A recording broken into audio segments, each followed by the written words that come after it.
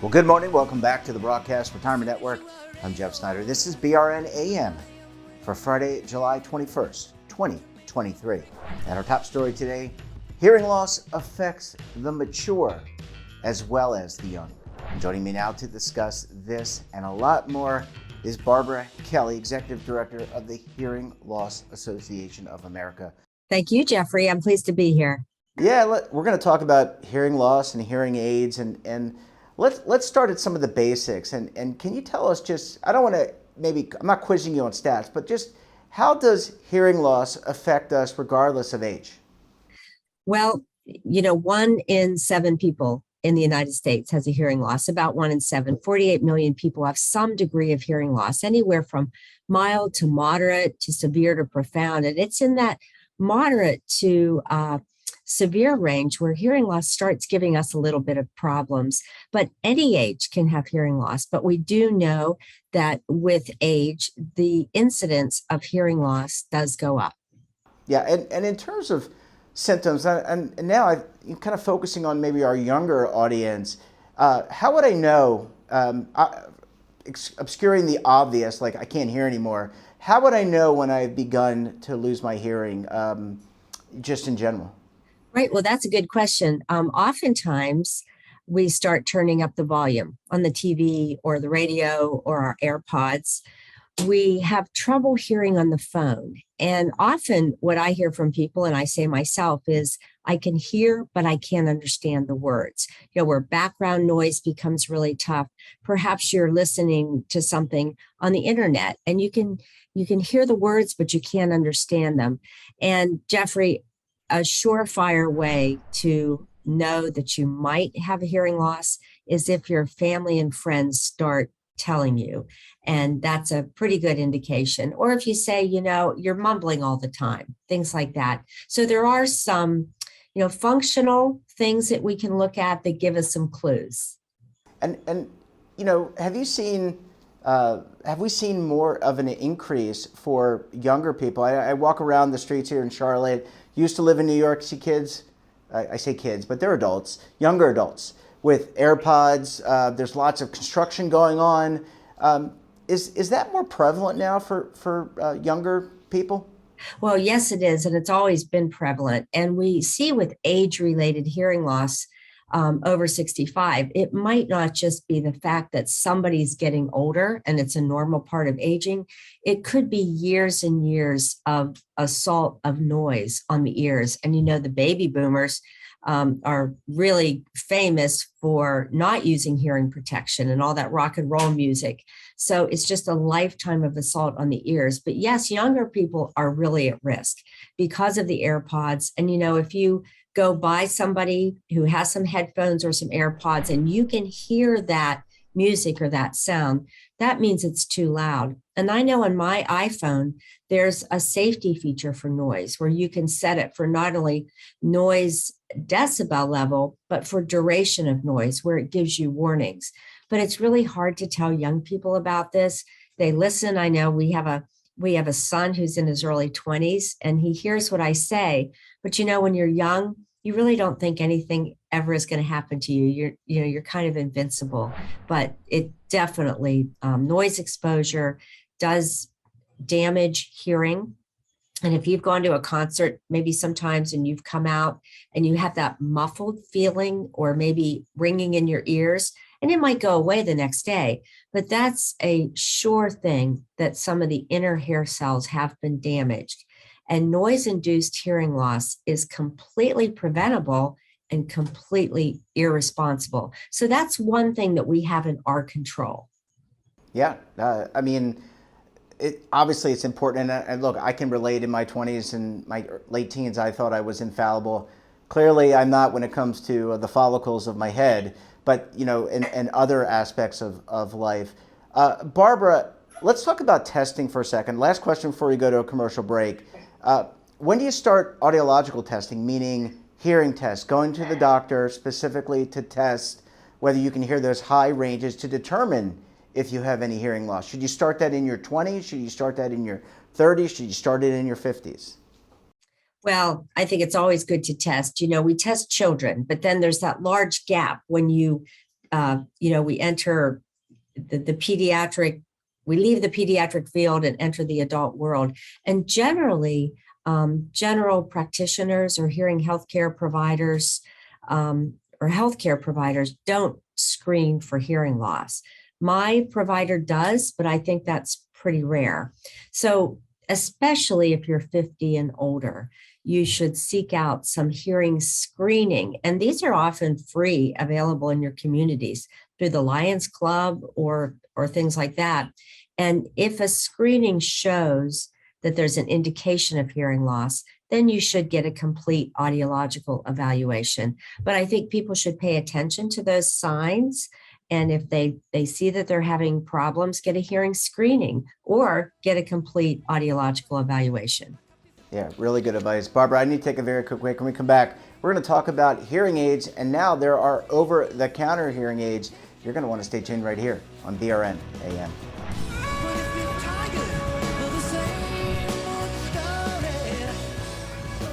Imagine a new television network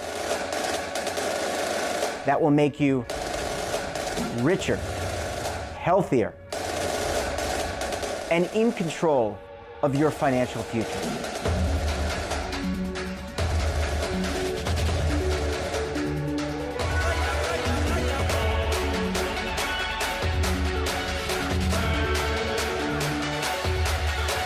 This network is for the policewoman in Nashville, Tennessee, the baker in Dubuque, Iowa, the teacher in Lexington, Kentucky. We want to make the idea of savings and retirement culturally relevant. But what do you see as a defining issue of the midterms, especially for the smaller businesses? I mean, they are the lifeblood of the American economy.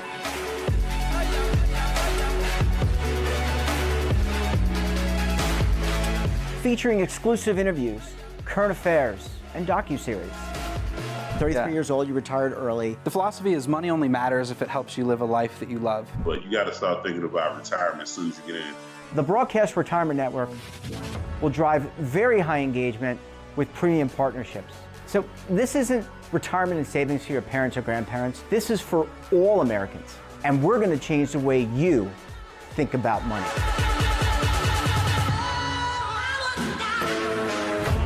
Welcome to the next frontier of retirement and savings. This is BRN, the Broadcast Retirement Network.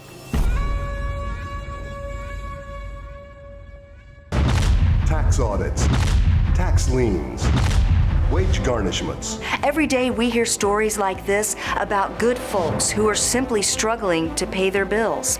Each of them are living a frightening IRS tax nightmare, and they are afraid it will destroy their lives. I'm a divorced single mom, and my ex-husband left me and the kids with a lot of unpaid bills, including unpaid taxes.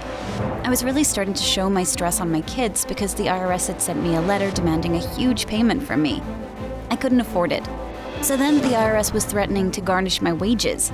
I'm already living paycheck to paycheck. That would have put me over the edge financially. It truly seemed hopeless, but then a friend at work told her to call the tax relief line. The people at the tax relief line, they told me about something called innocent spouse relief. They worked it out so that all of the taxes from my ex are not my problem. I don't know how that works, and I don't care. All I care about is that I don't owe the IRS a dime, and they are not going to take my paycheck. Even if it seems hopeless, you should call the number on your screen right now. There is absolutely no cost for the call or the consultation. You are under no obligation. If you are worried that the IRS could garnish your wages, seize your assets, even take your home, call us right now. The Tax Relief Line is here to help you. Now you have a knowledgeable, professional team of tax experts that are ready to negotiate with the IRS and fight for you to save you money. The Tax Relief Line's professionals have successfully negotiated thousands of cases, reducing and sometimes even eliminating the tax debt for their clients. It's very easy to get started. Simply call the number on your screen right now. You don't have to live in fear anymore. The call and the consultation are free. Well, Barbara, thanks so much for staying with us. Really appreciate you hanging around for segment number 2 this morning. Thank you, Jeffrey.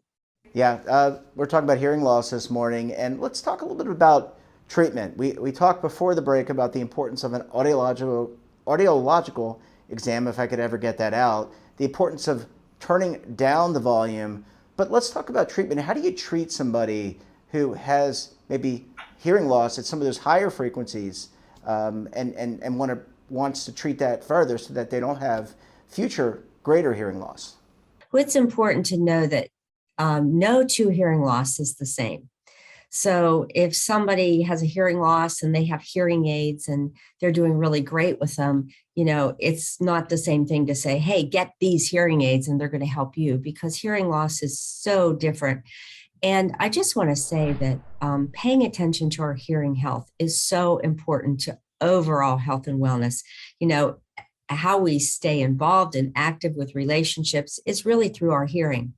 So the one thing I'd really like to stress, if somebody is older and they go to their doctor and they say, I'm having a little problem hearing, and the doctor says, don't worry about it, it's a natural part of aging, do not listen to that. If the doctor says, wait till it gets worse until you do something about it, do not listen to that. That's what we hear anecdotally, that sometimes general practitioners and hearing, just basic care providers aren't really ready to talk about hearing loss. So a person really should, as I talked about, get screening. And then if there is an indication, get a complete audiological evaluation to see if a hearing aid would help. And I know you have some more questions about over-the-counter hearing aids versus prescription hearing aids. So I would really like to dive into that if that's the direction you want to go. Yeah, you said it up perfectly. I think people are very familiar with, in general, the hearing aid. And these are very sophisticated devices. They're Bluetooth, they're connected to your phone. They can really be tailored specific to your needs as an individual.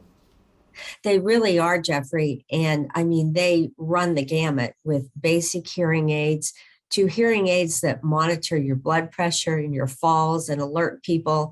And, you might not need all the bells and whistles, but there's some very good hearing aids in more affordable, in the lower end of pricing, that have rechargeable batteries, that have a telecoil that allows you to tune into assistive listening systems, and Bluetooth, which means you can stream from your phone. You can answer phone calls directly with, knocking out the background noise.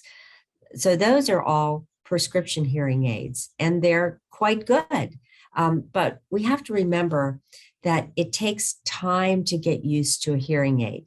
It's not like a pair of glasses. Very often we have vision loss, we put on our glasses and it corrects our vision. We, for the most part, pretty much can see again. But with a hearing aid, it doesn't actually correct hearing. It takes time for the brain to adjust, for the auditory system, which has been, depleted a little bit and isn't quite tuned up. So it takes time to get used to a hearing aid. So people have to be patient. They have to work with their hearing healthcare provider to get used to that hearing aid. Well, you talked about the prescription, but now there are over-the-counter hearing aids, and you can, I guess, buy them in your Walmarts, your CVS's, your Walgreens. I don't want to leave out any brands, but in general, you can just walk into a pharmacy or drugstore and get them. But there aren't the same level of, I guess, the individuals helping you maybe don't have the same level of expertise as someone who is a specialist in audiology and in hearing loss and hearing aids. What do I need to know if I'm going to decide, hey, I can't afford the mega, the $10,000, whatever they cost, hearing aids that are prescription? What do I need to know when I walk in for an over-the-counter hearing aid? Right. Well, first of all, it's really important to know that the over-the-counter hearing aids are for adults only with self-perceived mild to moderate hearing loss. Now, so we have the over-the-counter hearing aids, which are self-fitting. Then we have prescription hearing aids, which uses the services of a hearing healthcare provider, which is a hearing instrument specialist or an audiologist. So first of all, the FDA opened up this brand new market last fall. So we're really in the beginning stages of this market. So it's important to know you have to have a self-perceived mild to moderate hearing loss. If you do want to purchase one, it's really important to read the box. Is there a return policy if it doesn't work? Is there the use of a smartphone? Oftentimes they're earbuds. They might not look like a traditional hearing aids. It can be adjusted with an app on the phone. So if you're an older person who doesn't have a smartphone or isn't real comfortable fiddling with an app, it might not be for you. But I want to stress that it's not an either or situation. Over-the-counter hearing aids are just another pathway to care. You could still go get your hearing tested, get a complete audiological examination, and maybe an over-the-counter is for you. And then, of course, there's always the red flag warnings that we should tell people about. If you wake up Sunday with a sudden hearing loss or you have pain in your ears or ringing or a discharge, you're certainly not going to go to your local CVS and get an over-the-counter hearing aid. You really should see a physician. But it's also important. You mentioned cost. You mentioned $10,000 hearing aids. And I just want to say that there are $10,000 hearing aids, but there are also hearing aids on the lower end of that price range. And it's important for people to look into their insurance plans. Medicare does not cover the cost of hearing aids and services, but it does cover the audiological examination, and it does cover cochlear implants if you do have a more severe hearing loss.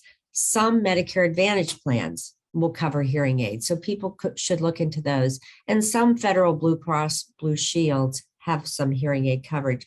So people should explore that first to see if they do have some coverage and then make their decisions. But over the counter, the market is pretty brand new.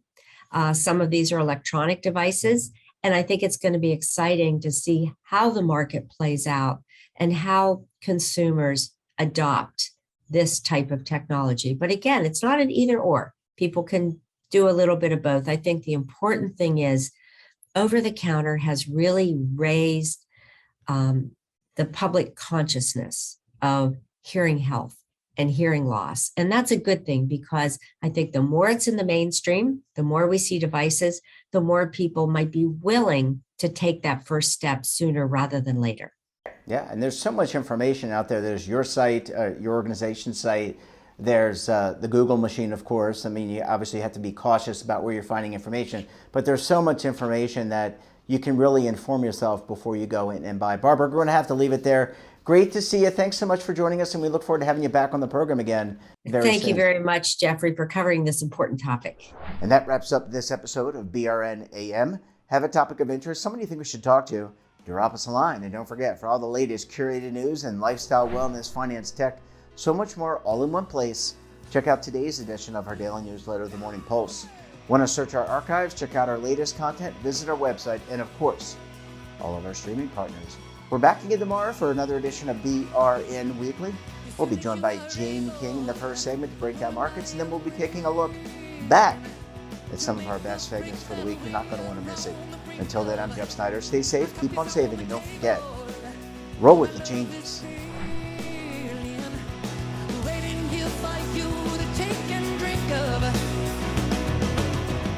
But if you're tired of the same old... Now is your opportunity to co-create content around any topic on the First Lifestyle and Wellness Network. Reach a global audience through our platform and co-own exclusive branded content. All of our programs are available on demand and also as audio-only podcasts, so you can take us on the go. Broadcast Retirement Network, available anytime, anywhere, and on any device.